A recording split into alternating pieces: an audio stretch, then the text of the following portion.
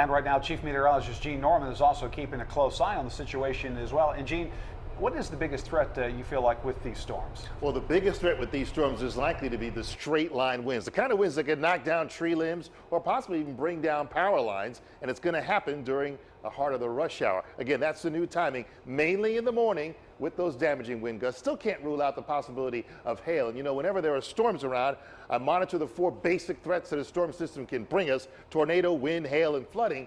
And right now, we can't rule out that there might be an isolated tornado, but that's not really the highest of the 4 threats. It still remains wind and hail. These storms will come through in a line, and likely at the leading edge of the line, you'll have those strong winds. But you can also have brief, isolated spin-up tornadoes, but we'll keep an eye on that as well. As we mentioned, Mark Prater will be watching those storms as they come in right around 4:30 in the morning. That's what our newest timetable is on our Futurecast computer models. I was analyzing the data. It really surprised me that this storm system has slowed down quite a bit. Take a look, 5 o'clock, just approaching the border with Mississippi, and then moving in around 6:30, again in our northwestern neighborhoods. Then it moves right through downtown around 9:30, down toward T-Town, into sections of Shelby County by 11 o'clock, and then it pushes off to the east. At the same time, there'll be a cold front coming in behind it.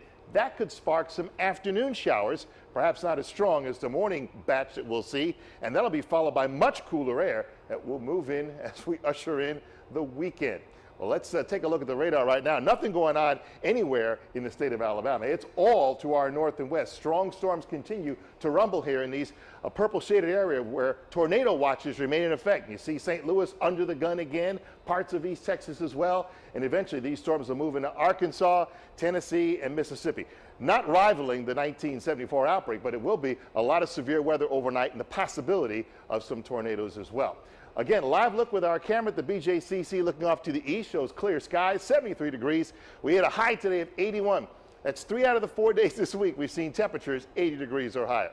Well, let's break down weather where you live. Overnight, just cloudy and mild, really. Temperatures falling into the mid-60s. Tomorrow, though, that's when the storms roll in. We'll see 2 rounds, one in the morning and then a weaker round of showers in the afternoon, but thunderstorms nonetheless. You want to be prepared. Temperatures will be only in the mid-70s. So swinging over to our eastern neighborhoods, they'll also be cloudy overnight as overnight lows drop into the mid-60s, 62 for Anniston as an overnight low. And the storms that reach East Alabama should be a little bit weaker. There'll still be some gusty rain, and that's about it. Highs will be in the mid to upper 70s. Now, I rate the next day's weather from 1 to 10. It's called the Norman number. Tomorrow, with that slower timetable, I've dropped the Norman number down to a 4. Not really the best of days. As we work our way toward the weekend, notice the cool down. Saturday's high, only 65 degrees. Then we've got another round of rain moving in on Sunday.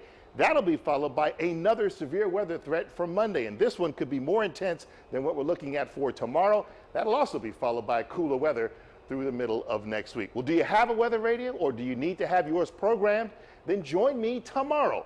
I'll be at Rich's Pharmacy in Mountain Brook from 4 to 7 to keep you updated and show you how to program that radio. Hopefully we'll see you there, and hopefully you'll be able to get through those storms okay tomorrow.